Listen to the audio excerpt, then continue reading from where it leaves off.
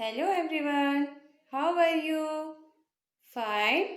Okay, I am also fine. अच्छा, तो आप ये बताइए, आपने अपना असाइनमेंट कंप्लीट किया? अगर कर लिया है तो वेरी गुड। यदि नहीं हुआ होगा तो उसे जल्दी से जल्दी कंप्लीट करने की कोशिश कीजिए।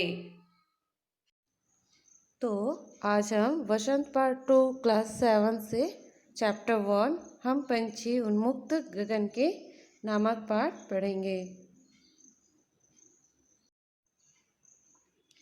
तो ये है चैप्टर 1 हम पंछी उन्मुक्त गगन के, जो कि एक कविता है जिसके कवि शिवमंगल सिंह सुमन जी हैं।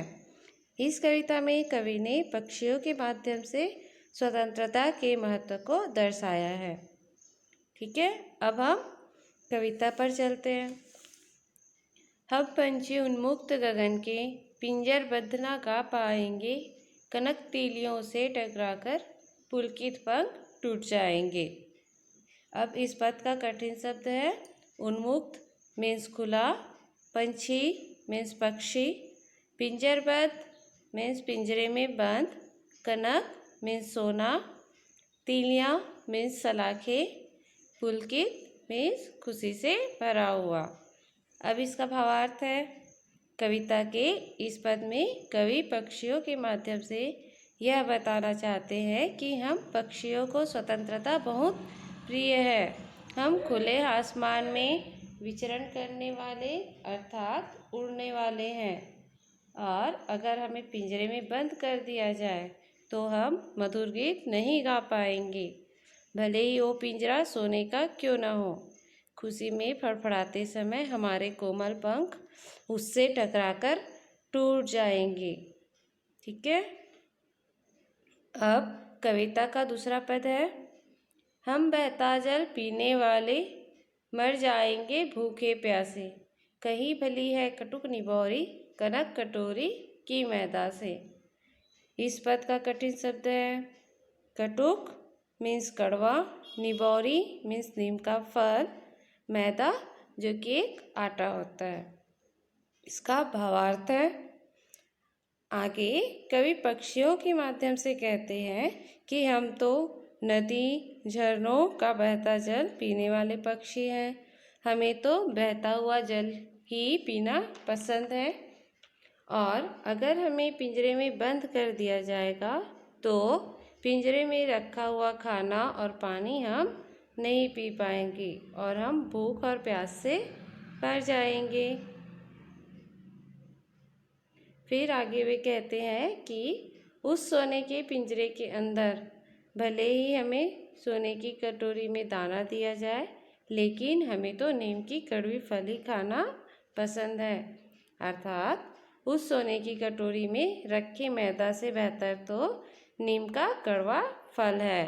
ठीक, अब कविता का तीसरा पद, स्वर्ण श्रृंखला के बंधन में अपनी गति उड़ान सब भूले, बस सपनों में देख रहे हैं तरु की फुनगी पर के झूले।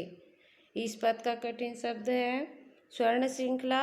स्वर्ण श्रृंखला मतलब सोने की सलाखें, तरु तरु मीन्स पेड़, फुनगी फुनगी मीन्स पेड़ में सबसे ऊपर की शाखा।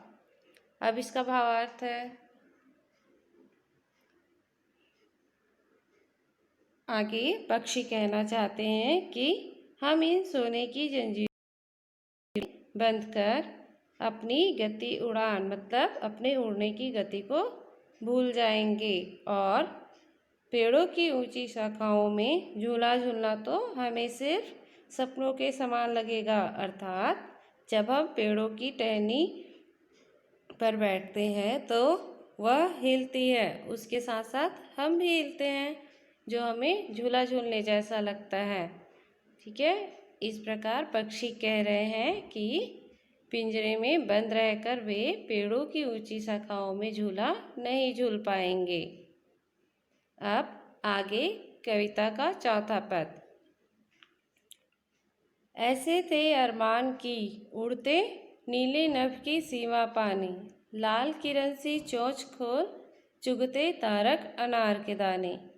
इस पद का कठिन शब्द है अरमान मीन्स इच्छा, नभ मीन्स आसमान, सीमा मीन्स छोर या किनारा, तारक अनार मीन्स तारक रूपी अनार के दाने।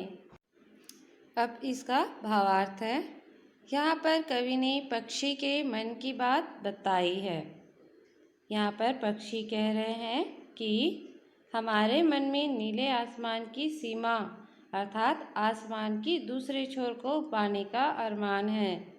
आगे वे कहते हैं कि सूर्य की किरणों के समान हम अपना लाल चोंच खोलकर तारक रूपी अनार के दाने चुग लेंगे अर्थात खा लेंगे।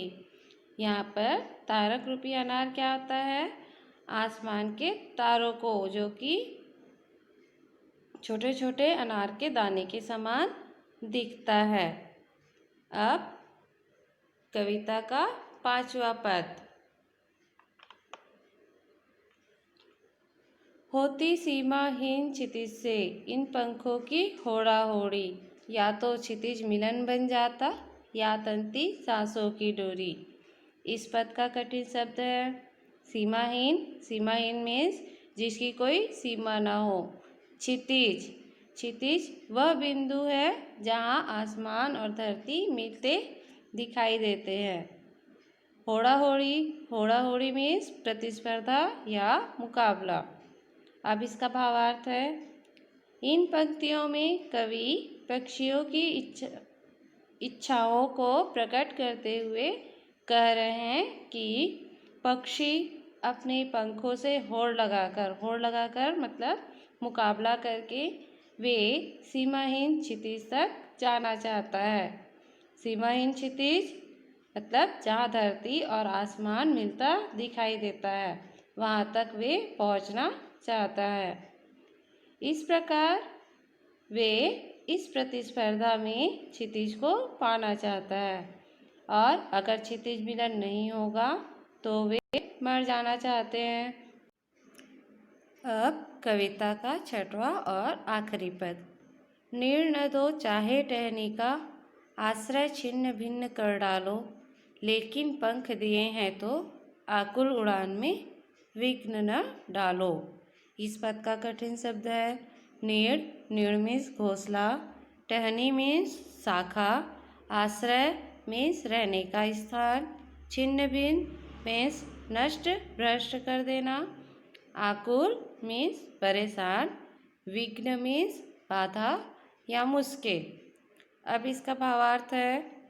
आगे इस पद में कवि पक्षियों के माध्यम से कह रहे हैं कि चाहे हमें भले ही रहने के लिए पेड़ों की शाखाओं में घोंसला न बनाने दो, भले ही हमारा आश्रय भी छिन्न भिन्न कर डालो, लेकिन अगर भगवान ने हमें उड़ने के लिए पंख दिए हैं तो हमारे आकुल उड़ान में विघ्न तो मत डालो, अर्थात हमें परेशान मत करो, हमें पिंजरे में बंद मत करो, हमें हमारी आज़ादी प्रिय है। ठीक है।